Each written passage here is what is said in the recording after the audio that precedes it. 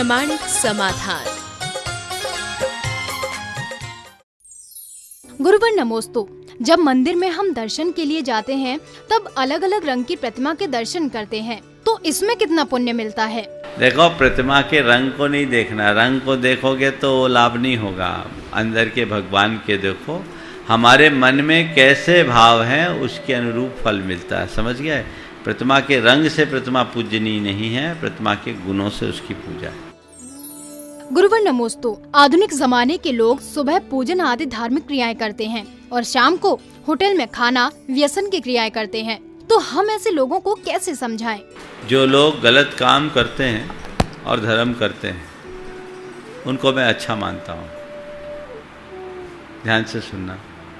जो लोग गलत काम करते हुए भी धर्म करते हैं उनको मैं अच्छा मानता हूँ, लेकिन धर्म करने के बाद भी जो गलत काम करते हैं उन्हें अच्छा नहीं मानता। बात को समझ रहे हैं आप? जो आदमी शुरू से पापी अनाचारी है वो यदि धर्म के क्षेत्र में आया है तो हमें उसका स्वागत करना चाहिए, क्योंकि यहीं आकर सुधरेगा। लेकिन तुम धर्मी होकर के भी अनाचार कर रहे हो इस भ्रम में कि मैं धर्म कर रहा हूं मेरा पाप धुल जाएगा, तो तुम बड़ा अनर्थ कर रहे हो। तुम धर्म की क्रिया कर रहे हो, तुम्हारे हृदय में धर्म की श्रद्धा ही नहीं है। धर्म कोई क्रिया का नाम नहीं है, धर्म प्रयोग है। हमेशा ध्यान रखना, पाप काटने के लिए धर्म मत करो, पाप त्यागने के लिए धर्म करो। अगर तुम धर्म करके भी पाप कर रहे हो और ये सोच रहे हो कि सब झड़ जाएगा तो वो वज्रलेप होगा। तुम धर्म कर रहे हो तो धर्म तुम्हारे जीवन में आना चाहिए। केवल पूजा पाठ का नाम धर्म नहीं है, आचरण की विशुद्धि का नाम धर्म है। सबसे बड़ा धर्म अधर्म नहीं करना है। समझ गए? अधर्म से बचना ही सबसे बड़ा धर्म है। तुम पूजा पाठ नहीं करो चलेगा, पर व्यसन और बुराइयां मत करो। अगर वो करोगे तो कभी नहीं बचोगे। ऐसे लोग घोर आत्मवंचना में जी रहे हैं, आत्ममुग्ध होकर जी रहे हैं, अपने साथ छल कर रहे हैं, धोखा कर रहे हैं। आज नहीं कल उनका निश्चयतः पतन होगा, रोना होगा। इसलिए ऐसा कृत्य न करें। हाथी का स्नान मत करें। ये तो हाथी का स्नान है, नहाया उससे ज़्यादा दूध चढ़ाया, आत्मा मलिन की मलिन ही बनी रहेगी और उसको भोगने के लिए कई जन्मों में दुख भोगना पड़ेगा। गुरुवर नमोस्तु। जब हम अपने लक्ष्य को पाने के लिए मेहनत करते हैं तब हमें सफलता न मिलने पर लोग कहते हैं भाग्य में नहीं था, तो इसमें क्या भाग्य बलवान है या कर्म? आपने पूछा भाग्य बड़ा है या कर्म।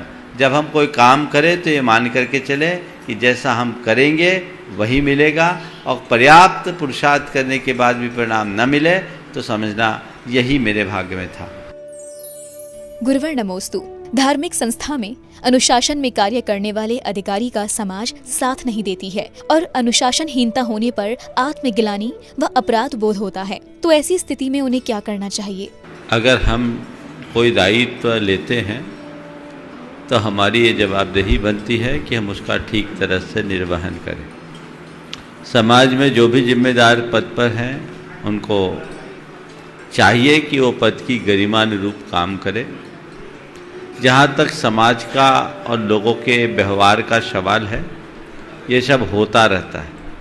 हमें इन सब बातों से ज़्यादा प्रभावित नहीं होना चाहिए। हम मुनियों के 22 परिचय हैं, सामाजिक कार्यकर्ताओं के यही परिचय हैं। आप अपने काम में लगे रहिए और इन बातों से रंच मात्र भी प्रभावित मत होइए। गुरुवर नमोस्तु। गुरु परंपरा समाज को नई दिशा दिखाने में क्यों असमर्थ है और गुरु परंपरा से जुड़े परिवार भी दिशा भ्रमित हो रही है, तो ऐसी परिस्थिति में हम क्या करें? गुरु परंपरा से जुड़ना बहुत गौरव की बात है। गुरुओं से जिनका जुड़ाव होता है बड़े भाग्यशाली होते हैं। लेकिन दो तरह के लोग होते हैं, गुरुओं के श्रद्धालु और दूसरे गुरुओं के अनुयायी। जो श्रद्धालु होते हैं वे उनके आचरण में उसकी छाप पड़े कोई ज़रूरी नहीं, लेकिन जो अनुयायी होते हैं वे उसका पूरी तरह से अनुकरण करते हैं। जो भी गुरुओं से जुड़े हैं उन्हें चाहिए कि वे सब प्रकार के अनर्थों से बचे। लेकिन इसके बाद भी लोग अगर कुछ इस तरह के कृत्य करते हैं तो हमेशा गुरु परंपरा का दोष न मानकर उस व्यक्ति का दोष माने और उसे किसी तरह से समझा करके रास्ता प्रशस्त करने का प्रयास करें। गुरुवर नमोस्तु। जब कुछ नहीं था तब भी लोग उपवास करते थे और अब सब कुछ है तब भी लोग उपवास करेंगे, तो क्या ये पंक्तियां प्रमाणित हैं? कुछ नहीं था तो भी लोग उपवास करते थे, सब कुछ है या होगा तो भी उपवास करेंगे। अगर आप लोगों को देखेंगे तो ये पंक्तियां पूरी तरह बैठेगी। संत कहते हैं अपनी सफलता का प्रतिमान सामने वाले को न बनाओ, खुद को बनाओ। लोगों को के हिसाब से जो व्यक्ति चलते हैं और अपने निर्णय बदलते हैं वह कभी सफल नहीं होते।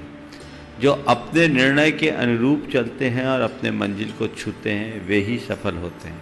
तो हमें सफलता पानी है तो हमें उसके अनुरूप अपना जीवन बनाना और बढ़ाना होगा, उसी दिशा में अपने आप को चलाना होगा। इसलिए आप लोग मेरे लिए क्या कह रहे हैं ये न सोचें, मुझे क्या करना है इसकी सोचें। गुरुवर नमोस्तु। गुरुओं की वचन सिद्धि से एकत्रित धनराशि से मंदिर निर्माण कराने में ज्यादा पुण्य है या मूक पशुओं की हिंसा और मांस निर्यात रोकने में? हर कार्य का अपना उपयोग है। मुझे एक बात समझ में नहीं आती कि जब भी किसी अच्छे कार्य की वकालत की जाती है तो लोगों को नवीन तीर्थों से ही तकलीफ क्यों होती? अरे तीर्थ तो हमारी संस्कृति के धरोहर है। प्राचीन काल में हमारे पुरखों ने तीर्थ बनाए तो आज वो धरोहर के रूप में हमें मिल रहे हैं। काल का प्रभाव तो सब पर पड़ता है। आज के युग में तीर्थ बनेंगे तो हजारों साल बाद की पीढ़ियां हम सबको याद करेगी और हमारी संस्कृति आगे बढ़ेगी। इसलिए तीर्थों के निर्माण के पुण्य की बात आप किसी से मत तौलो, उसका अपना मूल्य है, महत्व है। जहाँ तक अन्य आनुषांगिक चीज़ें हैं, जीवों की रक्षा करना बहुत बड़ा धर्म है और उनको हमें अपनी शक्ति भर प्रयास से करना चाहिए। लेकिन कुछ चीज़ें ऐसी है जिनमें हम अपने आप को असमर्थ और अशक्त महसूस करते हैं। मांस निर्यात का आंदोलन पिछले अनेक वर्षों से चला, कभी तेजी पकड़ा, कभी धीमा हुआ। लेकिन सरकार की नीतियां ऐसी है कि इन सरकारों से कोई आशा और अपेक्षा नहीं रखी जा सकती, उम्मीद नहीं रखी जा सकती। गौ हत्या के विरोध में बहुत बड़े बड़े आंदोलन हुए, लाखों लोगों ने दिल्ली में प्रदर्शन किया, जिनमें अनेक साधु संत भी आहत हुए। सरकारों ने कुछ नहीं किया। तो हमें चाहिए कि एक जन जागृति का वातावरण बनाएं जिससे जीव हत्या को हम जितना रोक सके रोकने की कोशिश करें। लेकिन हमारा मूल मकसद लोगों के हृदय में धर्म की प्रतिष्ठा करने का होना चाहिए। द्रव्य क्षेत्र काल भाव के अनुसार हम अन्य कार्यों को जितना कर सके करें। आज जैन समाज इतनी सक्षम समाज नहीं है कि इस स्तर पर अपने दम पर मांस निर्यात जैसी कुनीति को रोक दे। हाँ, इसके लिए प्रयास करना होगा, पर एक बात ध्यान रखना है, ये काम केवल पैसों के बदौलत नहीं होगा, ये काम जन जागरण से होगा। और जन जागरण केवल जैनियों के बस की बात नहीं है, इसके लिए एक माहौल बनाने की ज़रूरत है जन जन की। लेकिन वर्तमान में ऐसा देखने में आता है कि लोगों के अंदर जुनून नहीं। देश में अनेक समस्याएं हैं पर आज लोग प्राय तटस्थ बने हुए हैं। जब तक लोगों के अंदर इस तरह का जुनून उत्पन्न नहीं होता, लोग एक परिवर्तन की क्रांति का बिगुल बजाने के लिए तैयार नहीं होते, तब तक किसी बड़े बदलाव की उम्मीद करना संभव नहीं है। इसलिए आपने जो बात कही है वो अपनी जगह सही है, हमें इन कार्यों के लिए लगना चाहिए। एक बार गुरुदेव से मेरी बात हुई थी नेमावर में, तो उन्होंने कहा समाज को अब किसी आंदोलन से जुड़ने में कोई लाभ नहीं है, हमें आंदोलन में लगने की जगह सकारात्मक दिशा में चलना चाहिए। मांस निर्यात के विरोध में लड़ाई लगने की जगह गौशालाएं खुलवा कर उन्हें बचाने में अपनी शक्ति लगानी चाहिए, जो आज चल रही है। आज भी हजारों मूक पशुओं को संरक्षण दिया जा रहा है और लोग उसमें लगे हैं। ये एक बहुत अच्छा कार्य है और दयोदय महासंघ बहुत तत्परता से काम कर रहा है और लोगों को भी प्रेरणा लेकर इस दिशा में आगे बढ़ना चाहिए।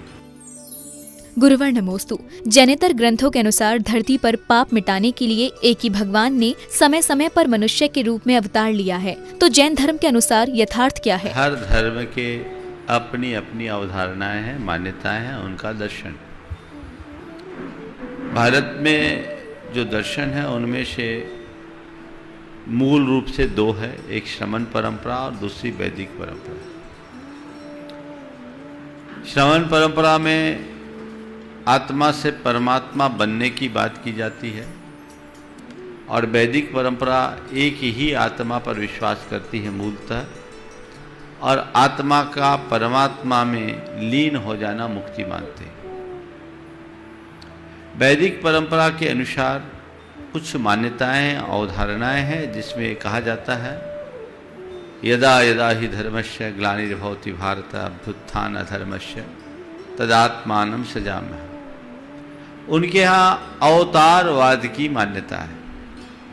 एक ही परमात्मा समय समय पर अलग अलग रूपों में प्रकट होता है और धरती का संताप हरता है। जैन दर्शन में ऐसी कोई मान्यता नहीं है। जैन दर्शन का स्पष्ट उद्घोष है अप्पा शो परमप्पा, आत्मा ही परमात्मा है। और आत्मा और परमात्मा में क्या अंतर है? तो कहा गया जब तक हमारे अंदर विकार है तब तक आत्मा है, विकार मुक्त हो जाए तो परमात्मा है। एक बार आत्मा परमात्मा बन जाए तो पुनः संसार में लौटने की कोई संभावना नहीं होती। चावल पर जब तक आवरण है वो धान है, उसे बोने पर उसमें पुनरअंकुरण संभव है, लेकिन चावल को बोया जाए तो उसमें फिर से अंकुरण नहीं होता। संसार दशा में प्राणी जब तक कर्म के आवरण से युक्त होता है तब तक उसका पुनर्जन्म होता रहता है। जब एक बार कर्मावरण से मुक्त हो जाता है तो उसके पुनर्जन्म की कोई संभावना नहीं होती। जैसे बीज में अंकुरण शक्ति तभी तक होती है जब तक वो बीज के रूप में है। एक बार बीज को भून देने पर उससे अंकुरण की कोई संभावना नहीं रहती। इसी तरह एक बार हम अपने राग द्वेष आदि विकारों को नष्ट कर देते हैं तो पुनः संसार में आगमन की कोई संभावना नहीं रहती। राग द्वेष ही हमारे संसार के बीज हैं। इसलिए जैन दर्शन में अवतारवाद को कहीं से भी मान्यता नहीं दी गई।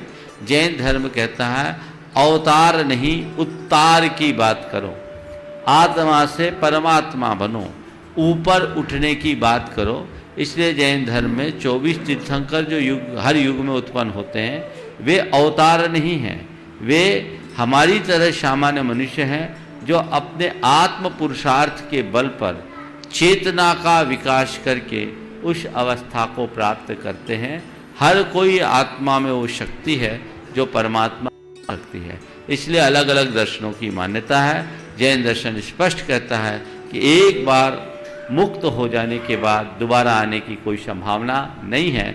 ऐसे भी अवतरण नीचे आने का जो तक है, एक बार ऊपर चले गई तो नीचे आने की कोई व्यवस्था जैन दर्शन के अनुसार नहीं। गुरुवर नमोस्तु। लोग कहते हैं कि बच्चों से निकटता होनी चाहिए, तो क्या अपने बच्चों को जैन गुरुकुल में शिक्षण के लिए भेजना चाहिए? देखिए, गुरुकुल में आप भेजना चाहते हैं, बहुत अच्छी बात है। पुराने समय में तो बच्चों को गुरुकुलों में ही पढ़ाया जाता था और 8 वर्ष की उम्र में बच्चों को गुरुकुल में दाखिल किया जाता था और पूर्ण शिक्षा होने के बाद बच्चे आते थे। तो ये परंपरा है। अगर आपका बच्चों के भविष्य के प्रति थोड़ा ख्याल है और जहाँ सही शिक्षा और व्यवस्था है तो वहाँ भेजने में कोई हानि नहीं है। ये बात सही है कि लोग कहते हैं छोटे बच्चों से निकटता होनी चाहिए, लेकिन गुरुकुल में भेजने के बाद भी आप निकटता बना सकते हैं जिससे उसका जीवन अच्छा बन सके। और ऐसी जगह में जहाँ उसे संस्कार युक्त शिक्षा मिले तो वहाँ भेजने में कोई संकोच नहीं करना चाहिए, क्योंकि कई बार ऐसा देखा गया है कि वहाँ घर से अच्छा वातावरण है तो वहाँ हमारे बच्चों के चरित्र का निर्माण होगा, ज्ञान का विकास होगा, वो तो ज़्यादा अच्छा रहे। गुरुवर नमोस्तु। गुरु की निकली वाणी अगर बीणा का काम न करे तो फिर गुरु की वाणी को सुनना व्यर्थ है। तो हम गुरु की वाणी को अपने जीवन में कैसे उतारे? गुरु की वाणी को व्यर्थ नहीं करना चाहते हो तो एक ही काम करो, कान से सुनने का काम बंद कर दो। तो क्या करो? कान से नहीं सुनना तो कहाँ से सुनना? कहाँ से सुना है? हृदय से सुनो। हृदय से सुनोगे तो वो आपके हृदय को छुएगी। कान से सुनोगे तो वो एक कान की बात होगी। लोग सुनते हैं प्रायः कान से, तो एक केवल कर्णेंद्रिय का विषय बनकर रह जाता है। यदि आप ध्यान से और हृदय से सुनेंगे तो आपको कोई कठिनाई नहीं होगी। गुरुवर नमोस्तु। माता पिता की पुण्य स्मृति में मंदिर आदि में विधान जाप्य आदि करते हैं, तो इन क्रियाओं से क्या उन आत्माओं को पुण्य मिलेगा? हम लोग माता पिता या अपने बड़े जनों की पुण्य स्मृति में इस तरह का कार्य करते हैं, पुण्य तिथि मनाते हैं। किसी के मरणोपरांत आप उस तिथि की पुण्य तिथि संज्ञा दे रहे हो, और मर जाना किसी को इष्ट नहीं है, तो पुण्य है या पाप? पाप है, तो उसे पाप तिथि बोलना चाहिए, पुण्य तिथि क्यों बोलते हैं? आपने कहा, बात समझ में आ रही है ना, पाप तिथि बोलो, पुण्य तिथि क्यों बोलते हो? लेकिन फिर भी आप पुण्य तिथि बोलते हो, और मैं भी आपके ही तरह पुण्य तिथि में अपनी सहमति देता हूँ। पर कैसी पुण्य तिथि मनाओ? उसे पुण्य तिथि यानी पवित्र तिथि मत मानो, इसे वैराग्य का कारण मानकर जीवन में पुण्य बढ़ाने की प्रेरणा की तिथि के रूप में पुण्य तिथि बना। उनने अपराध संपत्ति जोड़ी, धन वैभव जोड़ा, सब छोड़कर चले गए, कोई काम में नहीं आया, धर्म ही सार है, इसी में लग जाओ, तब तुम्हारे लिए पुण्य तिथि है। जो मरा उसकी पाप तिथि हो सकती है, पर तुमने उससे ज्ञान पाया तो ये तुम्हारी पुण्य तिथि है, पुण्य करने की प्रेरणा लो। समझ गए? अब आपका सवाल है कि उनकी पुण्य स्मृति में हम पूजा विधान करते तो क्या पुण्य उनको मिलेगा? उनको बिल्कुल नहीं लगेगा। समझ गए? उनको पुण्य बिल्कुल नहीं लगेगा, पुण्य तुम्हें लगेगा। और पुण्य स्मृति में क्या करो? वो मर गए ये अच्छा ये मानकर नहीं, चलो अब मैं कम से कम उस दिन जीवन की नश्वरता को जानकर कुछ अच्छा शुभ अनुष्ठान करूं जिससे मुझे विशिष्ट पुण्य अर्जित हो, इसलिए पुण्यतिथि मनाओ। इसलिए मैं आप सबसे कहता हूं, अपने जीते जी जितना पुण्य करना है कर जाओ, बाल बच्चों का पुण्य तुम्हारे काम में नहीं आएगा।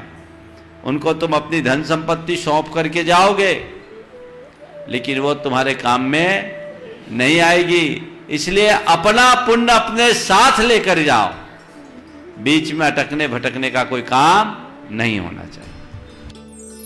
गुरुवर नमोस्तु। रत्न कंडक श्रावकाचार ग्रंथ में तत्वम शब्द की विवेचना की गई है, तो इस शब्द के पीछे आचार्य श्री समंत भद्र जी का क्या दृष्टिकोण था?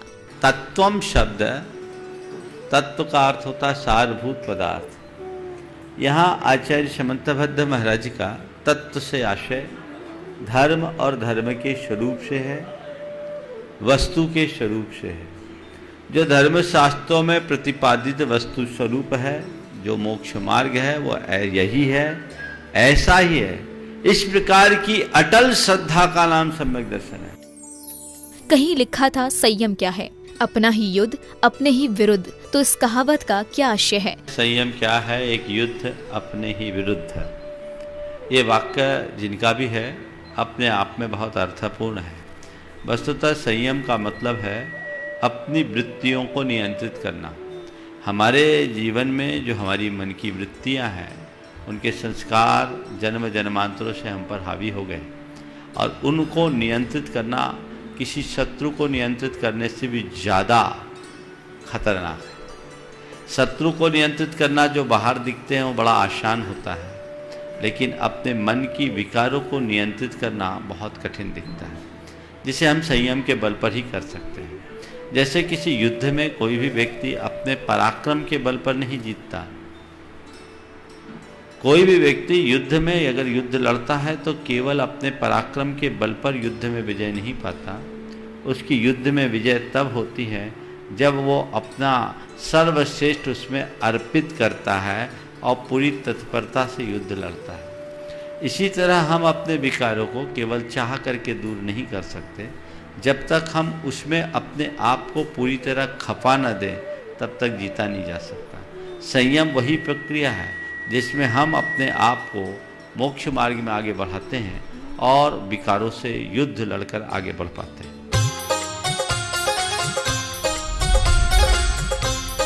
प्रामाणिक समाधान।